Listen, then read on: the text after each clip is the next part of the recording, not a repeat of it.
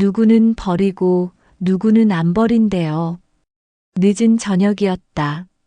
거실에 깔린 전기장판의 온기가 서서히 다리부터 올라오고 있었고 벽시계의 초침 소리가 유독 또렷하게 들려왔다. 조카 민재는 소파 끝에 앉아 손가락으로 컵을 빙글빙글 돌리고 있었다. 내가 내린 둥글레 차는 이미 식어가고 있었고 거실 조명 아래 그의 얼굴은 어딘가 어두운 그림자를 드리우고 있었다. 이모, 나 하나 물어봐도 돼요? 그가 고개를 들었다. 눈 밑에 어렴풋한 다크서클이 내려앉아 있었고 입술은 바싹 말라 보였다. 나는 미간을 살짝 찌푸린 채 그를 바라보다 조용히 고개를 끄덕였다. 우리 진짜 가족 맞죠? 그 말에 나는 한동안 말을 잃었다.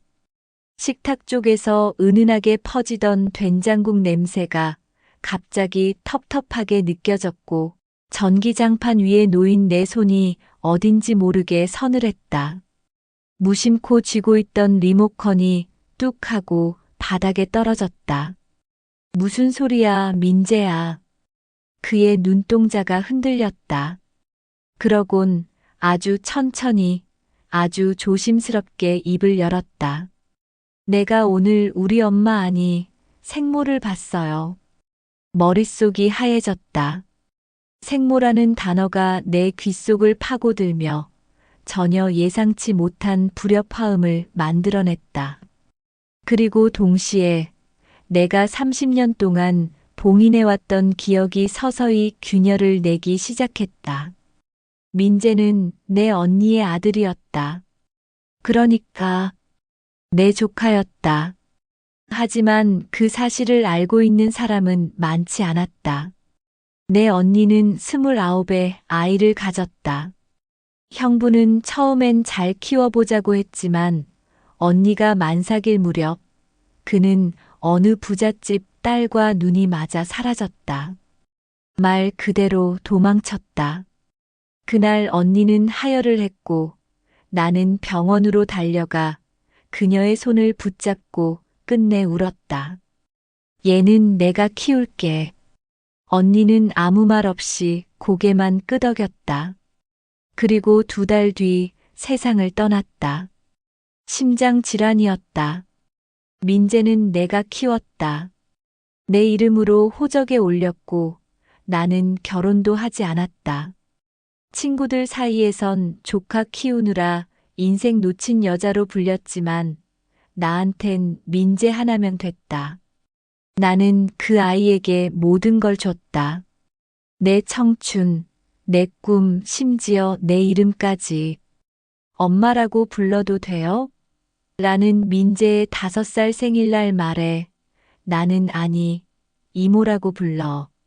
대신 이모가 널 평생 지킬게. 라고 말했었다.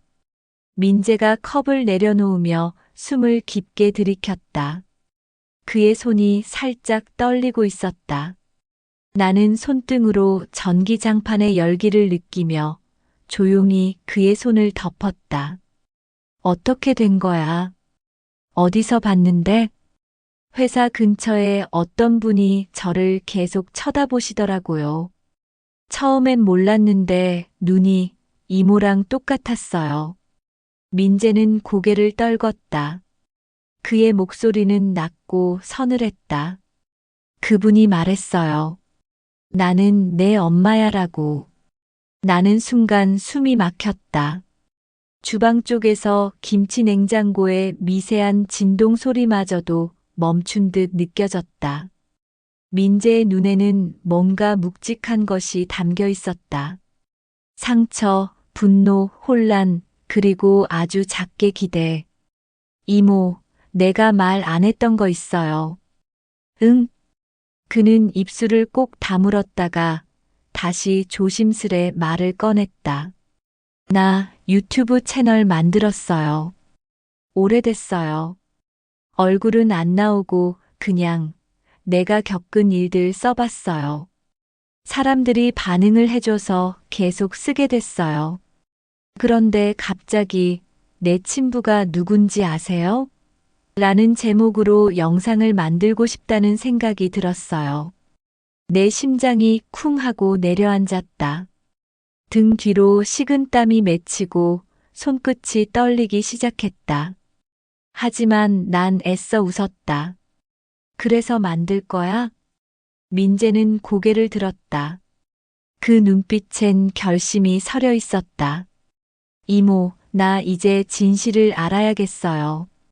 그 사람 왜 날 버렸는지, 왜 엄마는 날 남기고 갔는지, 그리고 왜 이모가 날 키운 건지. 나는 아무 말도 할 수 없었다. 그날 밤 방으로 돌아와 불을 끄고 누운 내 귀에 민재의 말이 반복되었다. 이모, 나 이제 진실을 알고 싶어요. 그 순간 깨달았다. 30년 동안 꾹꾹 눌러왔던 이야기들이 이제는 터질 때가 되었다는 걸. 진짜 아빠는 왜 날 버렸을까요? 아침 공기는 여느 때보다 쌀쌀했다. 주방 창문 틈새로 스며든 바람이 발등을 간지렸고 하얗게 김이 서린 유리컵 안에서 따뜻한 우유가 잔잔히 흔들렸다. 나는 부엌 식탁에 앉아 멍하니 민재의 방을 바라보고 있었다. 밤새 잠을 이루지 못한 탓에 눈두덩이 욱신거렸고 뺨엔 이불 자국이 그대로 남아 있었다. 그런데도 손은 계속해서 식빵을 자르고 있었다. 마치 손만 따로 움직이는 것처럼 멈출 수가 없었다. 이모, 뭐 하세요? 문틈 사이로 민재가 나온다. 흰 티셔츠에 회색 후드 집업, 아침잠에서 덜 깬 듯 머리는 잔잔히 부풀어 있었다. 눈꼬리에 작은 눈곱이 아직 그대로였다. 나는 손에 들고 있던 버터 칼을 내려놓고 억지로 미소를 지었다. 식빵 버터 바르려고 했는데 너무 얇게 잘랐네. 마치 휴지처럼. 내 말에 민재가 어정쩡하게 웃었다. 그 웃음이 짧게 퍼지고 나서 조용한 침묵이 흘렀다. 민재는 내 맞은편에 앉더니 두 손을 무릎 위에 가지런히 모았다. 이모, 어제 말한 거 영상은 안 올릴게요. 그 말이 의외라 나는 고개를 돌렸다. 왜? 너 진실 알고 싶다며. 응. 그런데 그 전에 이모가 먼저 해줬으면 좋겠어요. 그의 시선이 내 눈을 정면으로 꿰뚫는다. 살짝 주먹을 쥔 손, 긴장으로 오그라든 어깨, 목덜미에 맺힌 잔땀까지. 내가 누구 아들인지, 왜 그 사람이 날 두고 갔는지, 왜 이모가 날 키우게 된 건지. 숨을 들이마셨다. 입안이 마르고 목구멍이 갈라지는 느낌이었다. 컵에 담긴 물을 마셨지만 갈증은 쉽게 가시지 않았다. 나는 민재의 얼굴을 바라봤다. 그가 태어난 날이 떠올랐다. 병원 복도에서 들리던 신생아의 울음소리, 형광등 아래에서 창백했던 언니의 얼굴, 그리고 그녀의 마지막 말. 얘는 내가 지켜줘. 나는 조용히 입을 열었다. 내 친아버지 그러니까 형부는 너 태어나기 전에 우리를 떠났어. 민재의 눈이 커졌다. 태어나기도 전에? 그래. 내 엄마, 그러니까 내 언니는 임신 7개월쯤 됐을 때 그 사람한테 버림받았어. 아무 말 없이 그냥 집을 나갔어. 나중에 안 사실이지만 새 여자랑 결혼했더라. 민재가 입을 다물었다. 그의 손이 식탁 위에서 떨렸다. 나는 살짝 손을 내밀어 그의 손등을 감싸쥐었다. 따뜻한 온기가 전달되기를 바라면서 언니는 그래도 널 끝까지 지키려고 했어. 형부한테 버림받고 몸도 약해지고 그러다 조산하게 됐지. 목구멍이 메었다. 나는 눈을 감았다. 가만히 있어도 뺨에 뜨거운 기운이 흘러내렸다. 내 엄마는 너를 낳고 나서 많이 아팠어. 그리고 2달 뒤에 세상을 떠났어. 민재는 입술을 깨물었다. 눈동자가 촉촉해지더니 금세 눈물 방울이 떨어졌다. 그걸 왜 이제야 말해요, 왜? 나는 고개를 숙였다. 내 손은 어느새 식빵 부스러기를 뭉개고 있었고, 민재는 눈물 닦을 생각도 없이 그냥 고개만 숙였다. 그의 눈물은 식탁에 떨어지며 마치 작은 폭탄처럼 무언가를 깨뜨리는 소리를 냈다. 한참 후 민재가 조용히 입을 열었다. 그 사람이 진짜 우리 근처에 살고 있을까요? 나는 대답을 하지 않았다. 그저 내 손에 감도는 미묘한 떨림만이 민재의 물음에 대신 대답하고 있었다. 그 사람 아직도 이 근처에 살아. 민재는 자신의 방에 틀어박힌 채 하루 종일 노트북 앞에서 무언가를 검색했다. 쉴 새 없이 타닥이는 키보드 소리, 화면 속에서 번쩍이는 창들, 그리고 간간히 흘러나오는 한숨. 나는 주방에서 저녁을 준비하다 말고 조용히 문을 열어봤다. 민재야, 저녁은 밖에서 먹을래? 콩나물 국밥 먹고 싶다 했잖아. 잠시만요. 딱 이것만 확인하고. 화면에 떠 있는 건 오래된 법원 문서 검색 시스템이었다. 하단엔 가족관계 등록부, 혼인무효 소송, 친권 포기 같은 낯선 단어들이 줄줄이 적혀 있었다. 나는 말없이 다가가 그의 뒤에 섰다. 모니터에서 반사된 푸른 빛이 민재의 뺨을 서늘하게 물들였고 그의 목덜미엔 잔털이 촘촘히 서 있었다. 이런 거 왜 보고 있어? 내 물음에 민재는 고개를 들지 않았다. 조용히 마우스를 움직이던 손이 잠시 멈췄다. 어제 이모가 말한 거 생각해 봤어요. 그 사람, 그러니까 내 아버지, 진짜 나버린 게 맞는지, 혹시 뭐 다른 사정이 있었던 건 아닌지. 나는 무심코 주먹을 쥐었다. 손바닥 속에서 손톱이 살을 파고들었다. 하지만 말은 꾹 삼켰다. 그 말이 민재를 더 멀리 밀어낼까봐. 그는 이어 말했다. 법원 기록 중에 아마 주소지 변경이 남아있을 수 있대요.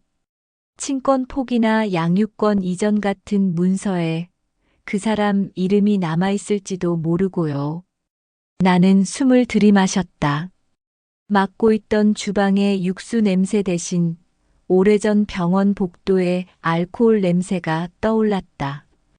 언니가 들고 있던 출생신고 서류, 남편란은 텅 비어 있었다. 이모. 민재가 마우스 포인터를 멈춘 채 나를 올려다봤다. 그 눈동자엔 간절함과 동시에 희미한 원망이 섞여 있었다. 혹시 그 사람 이름 이진우 맞죠? 나는 뒤통수를 맞은 듯한 충격에 몸이 굳었다. 혀끝이 저릿했고 귀에서는 웅하는 저주파음이 울리기 시작했다. 어디서 들었니? 아까 출생신고서에 있었어요. 이모 책상 서랍 안에서. 나는 말을 잇지 못하고 시선을 피했다. 얼어붙은 공기, 두 사람 사이에 도려낸 듯한 침묵이 내려앉았다. 그리고 그 침묵을 깨뜨린 건 민재였다. 그 사람 아직도 이 근처에 살아. 뭐? 여기서 차로 20분 거리. 상가 건물 운영 중이래요. 부동산 등기부등본 떼보면 소유자 주소까지 나오거든요. 나는 식은땀을 흘리며 주방 벽에 기대 섰다. 손등으로 이마를 닦자 거친 땀이 장갑처럼 얹혀 있었다. 심장이 요란하게 뛰기 시작했다. 과거의 그 사람, 그의 거짓말, 언니를 속였던 말투와 시선 다 떠올랐다. 민재야, 그 사람 만나서 뭐 할 거야? 묻고 싶어요. 민재의 목소리는 낮았지만 단단했다. 날 왜 버렸는지, 엄마가 죽은 것도 알고 있는지, 내가 살아있는 줄은 아는지. 나는 그의 눈을 똑바로 바라봤다. 왼쪽 눈 밑에 있던 작은 점, 언니가 닮았다고 했던 부분이 또렷이 보였다. 나는 천천히 고개를 끄덕였다. 같이 가자.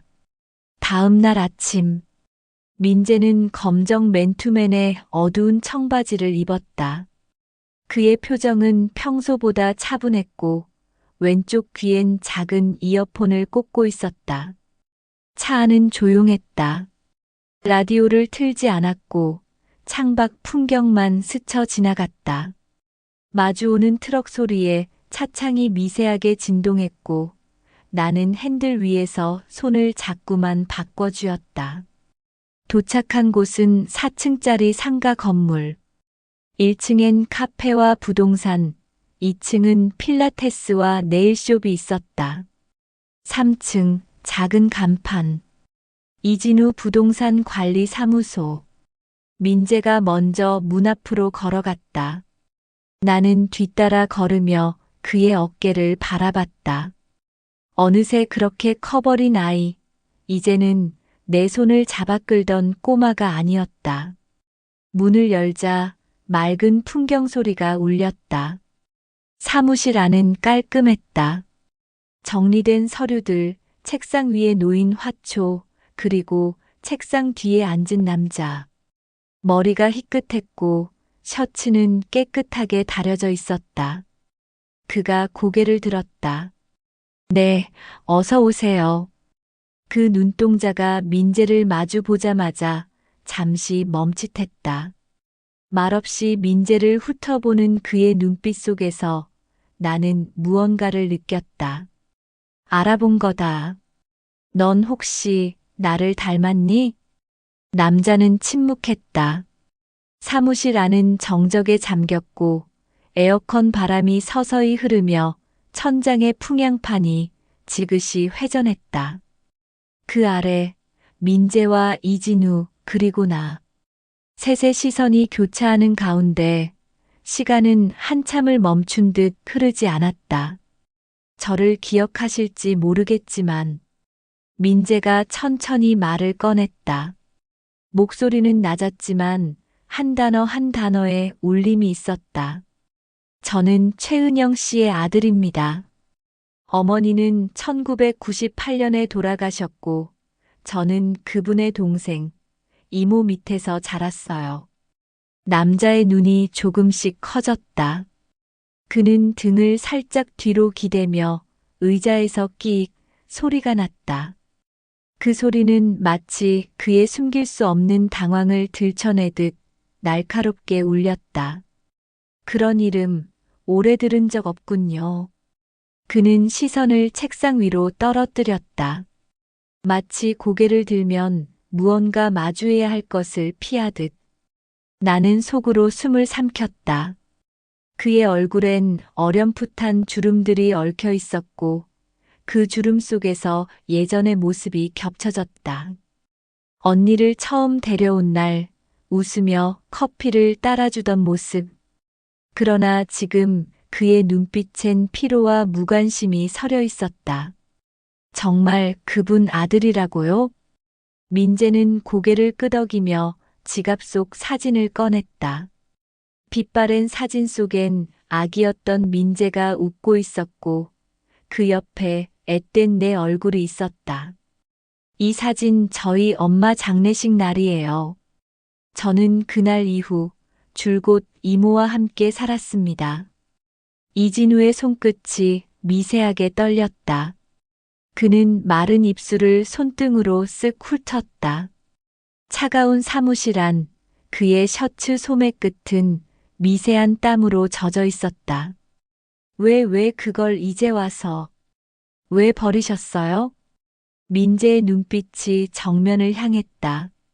그 안엔 억눌렀던 분노와 슬픔, 그리고 신락 같은 기대가 담겨 있었다. 저 어릴 적 사진엔 아버지란 사람이 없어요. 친권도 없고 양육도 없고 그냥 이름 하나 흔적처럼 남겨져 있더라고요. 이진우는 고개를 떨군 채 손가락 마디를 꽉 움켜쥐었다. 그땐 그래야만 했어.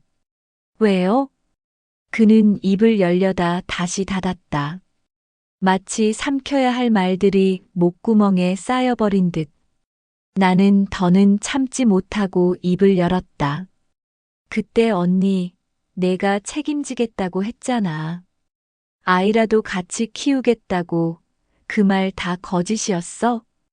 이진우는 나를 처음 똑바로 바라봤다. 그의 눈엔 잠시 죄책감 같은 것이 스쳤지만 이내 싸늘한 현실이 덮어 씌워졌다. 난 그때 이미 다른 여자와 결혼을 준비 중이었어. 그 여자 집에서 조건이 있었지. 과거에 묶이지 말 것. 민재의 눈썹이 일그러졌다. 그럼 엄마는요? 저희 엄마는 그냥 버림받은 겁니까? 은영 씨는 나랑 결혼하고 싶다고 했지만 난 솔직히 말하면 무서웠어. 그녀의 감정이 너무 깊고 무거웠거든. 그리고 그 아이가 내 아이라는 확신도 없었어. 그 순간 민재의 눈이 흔들렸다. 마치 칼날에 베인 듯 입술이 떨리고 눈가가 붉게 물들었다. 지금 무슨 말씀이세요? 그때 은영 씨가 했던 말, 아이 아빠가 너일 수도 있다고 했지. 근데 확실하다곤 안 했어. 나중에 그 애가 태어났다는 소식 들었지만 난 이미 뒤돌아섰고 다시 엮이고 싶지 않았어. 나는 그 말을 듣는 순간 손에서 힘이 풀렸다. 탁, 바닥에 놓은 가방이 넘어졌다. 안에 있던 약봉지와 볼펜이 바닥에 굴러 떨어졌다. 민재는 한참을 아무 말 없이 선 채 주먹을 꽉 쥐었다. 손등 위로 혈관이 도드라졌고 그의 숨소리가 점점 가빠졌다. 알겠습니다. 그는 짧게 말하곤 천천히 돌아섰다. 그의 발걸음은 무겁고도 단호했다. 나는 급히 따라 나섰다. 민재야. 됐어요, 이모. 이 사람은 저한테 아버지가 아니에요. 아무리 피가 섞였더라도 마음까지 묶일 수는 없어요. 나는 그 말에 울컥했다. 민재의 뒷모습이 뚜렷이 흔들리는 유리창 너머로 번졌다. 그 아이는 스스로 자신의 진실을 정리하고 있었다. 이모, 나 유전자 검사했어요. 고요한 밤이었다. 창밖으로 바람이 스치는 소리에 창문 틈이 미세하게 떨렸다. 커튼이 부드럽게 흔들리는 소리가 귀를 간지렸고 벽시계의 초침이 방 안을 적막하게 나눴다. 나는 아직 잠들지 못한 채 침대 머리맡에 독서등만 켜두고 누워 있었다. 문득 거실에서 인기척이 났다. 발끝으로 조심스럽게 걷는 소리. 민재였다. 그는 최근 몇 주 동안 무언가를 끙끙 앓고 있었다. 밥도 흘리듯 먹고 눈도 제대로 마주치지 않았다. 아무 말 없이 하루를 버텨내는 그 모습은 누가 봐도 지쳐 있었고 깊은 결심을 품은 사람 같았다. 내 방문이 아주 조심스럽게 열렸다. 이모. 그가 낮고 단단한 목소리로 부르며 방 안으로 들어섰다. 응, 민재야. 무슨 일이야? 나는 몸을 일으켜 앉았다. 그가 손에 들고 있던 얇은 봉투가 먼저 눈에 들어왔다. 은은한 스탠드 불빛 아래 병원 로고가 흐릿하게 보였다. 가슴이 철렁 내려앉았다. 유전자 검사했어요. 그는 더 이상 머뭇거리지 않았다. 확신에 찬 말투, 떨리는 손끝. 나는 봉투를 받아 조심스럽게 열었다. 서류엔 뚜렷하게 박힌 결과가 있었다. 부자 관계 성립 확률 99.997%. 손끝이 저릿해졌다. 눈앞에 활자가 선명했지만 마음은 거슬러 올라갔다. 언니가 병원에서 마지막으로 내 손을 잡고 했던 말. 민재 진우가 알면 안 돼. 민재 부탁해. 그 말이 귓가에 다시 떠올랐다. 민재야, 왜?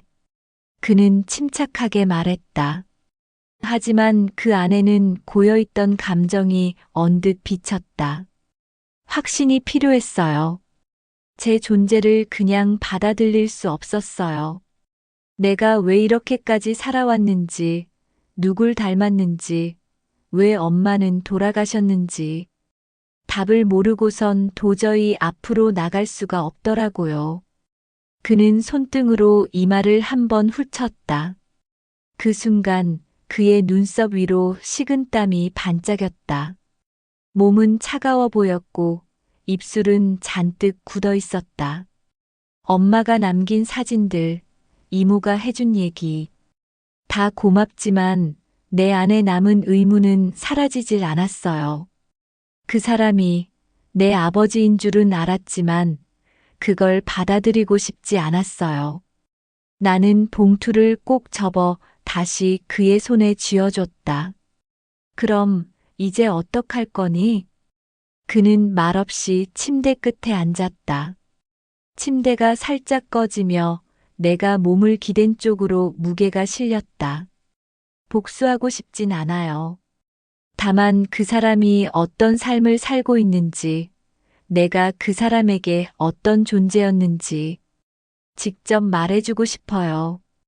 이제는 제 존재를 제가 정의하고 싶어요. 나는 고개를 끄덕이며 조용히 그의 어깨를 감쌌다. 그 어깨는 뜨거웠고 한편으론 믿기지 않을 만큼 단단했다.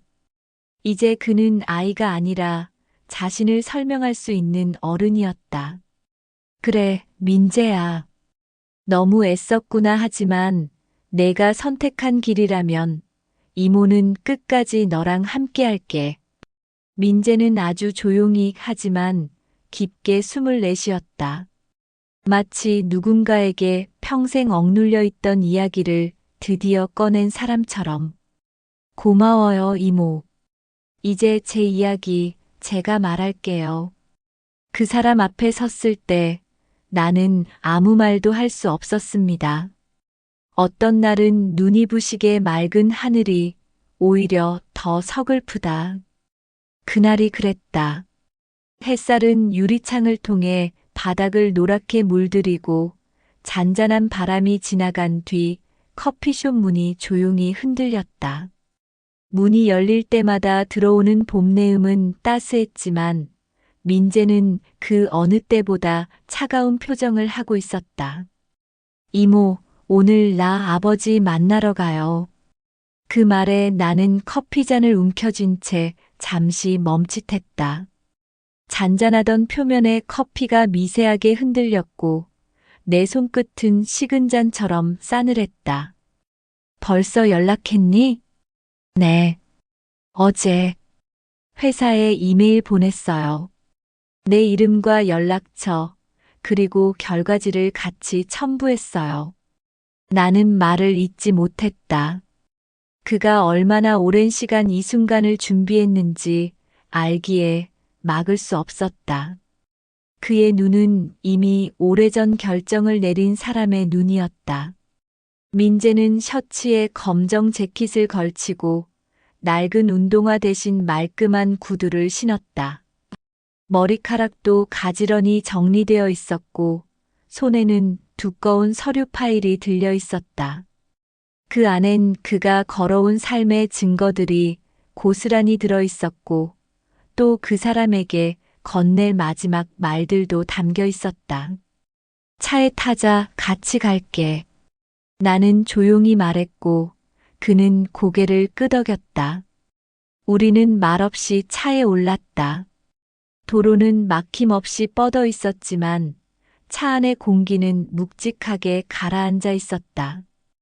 오디오에서 흘러나오던 라디오 진행자의 목소리조차 와닿지 않았고 창밖의 풍경은 스쳐 지나가는 수채화 같았다.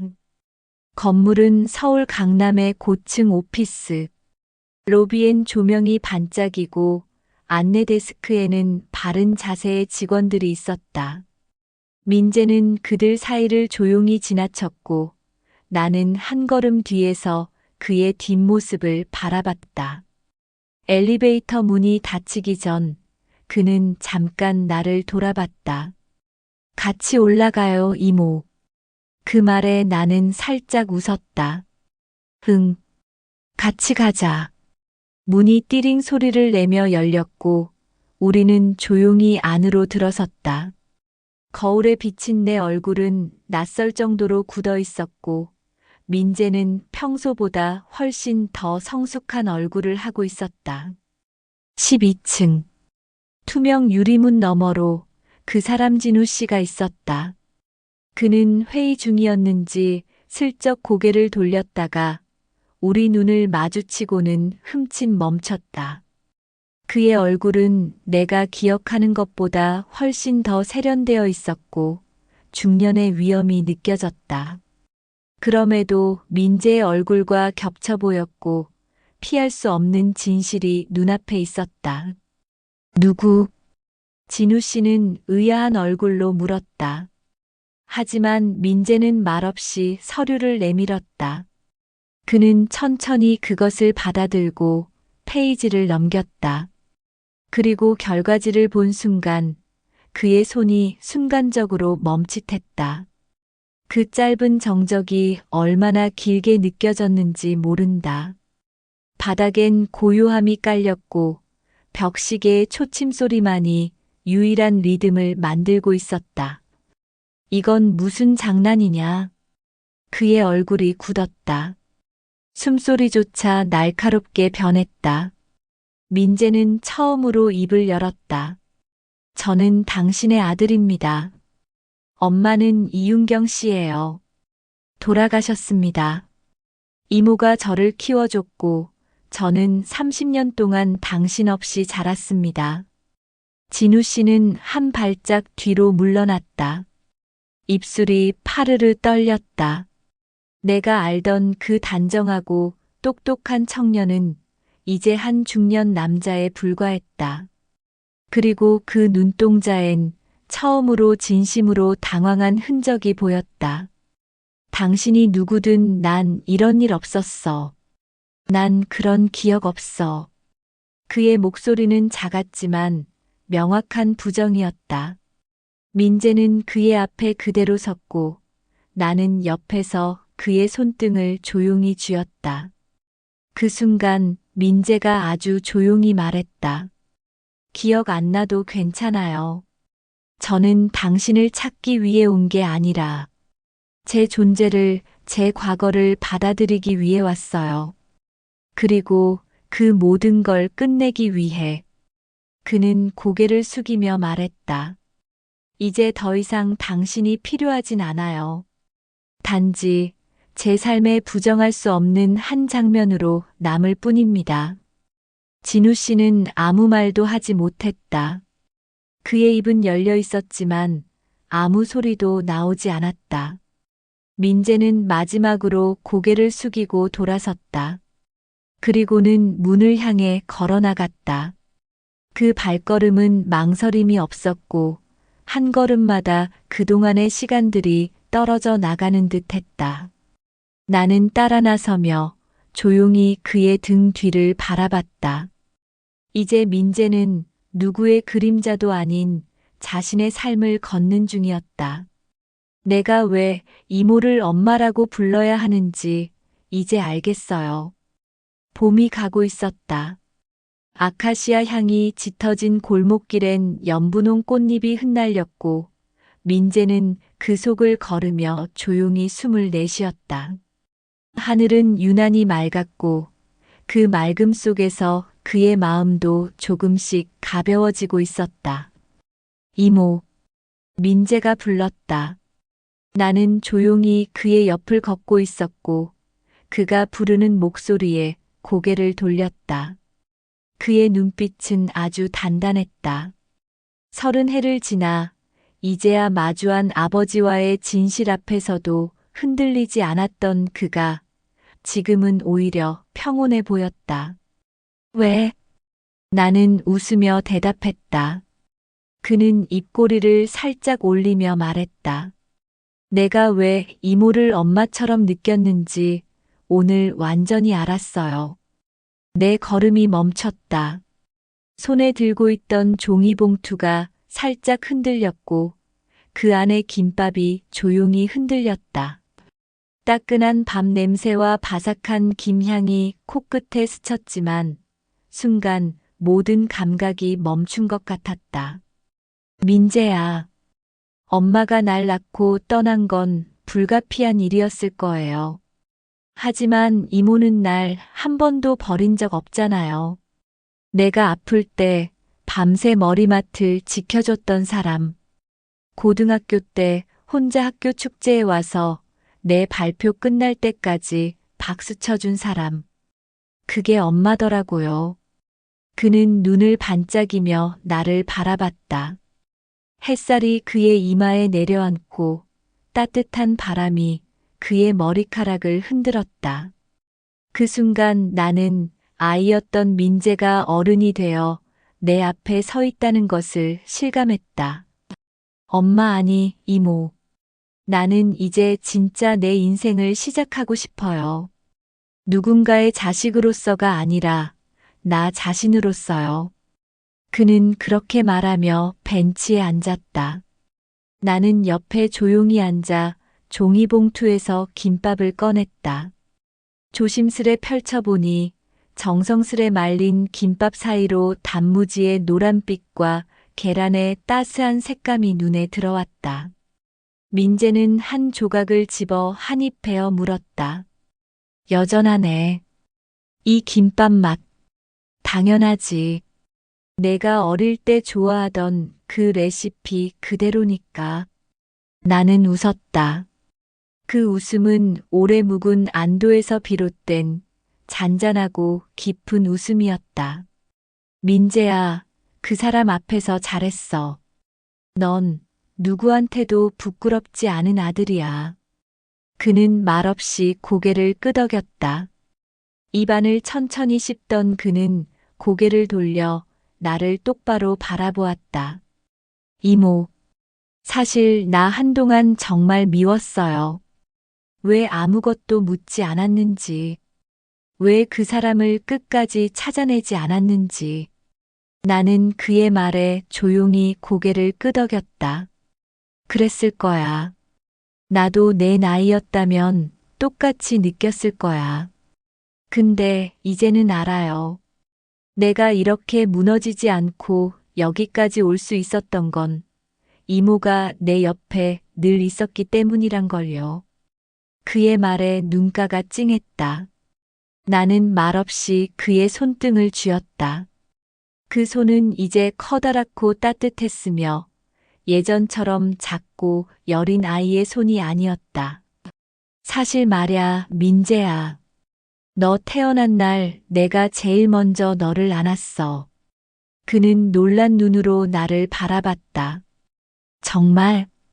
그래. 병원에서 내 엄마가 혼자였거든. 나는 내가 태어난 걸 보자마자 손도 제대로 못 닦고 널 안았어. 작고 따뜻하고 힘차게 울던 내 목소리를 아직도 기억해.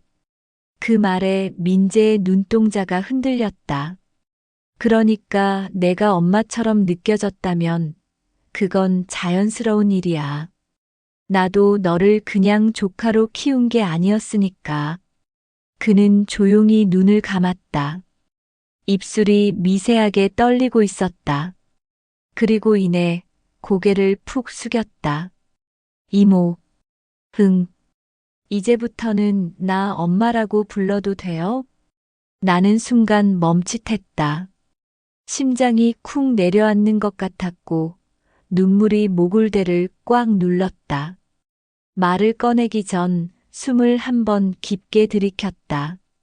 그럼 엄마가 김밥 더 싸줄까? 그는 고개를 끄덕이며 웃었다. 그 웃음은 30해를 돌아 이제서야 도착한 진짜 가족의 웃음이었다.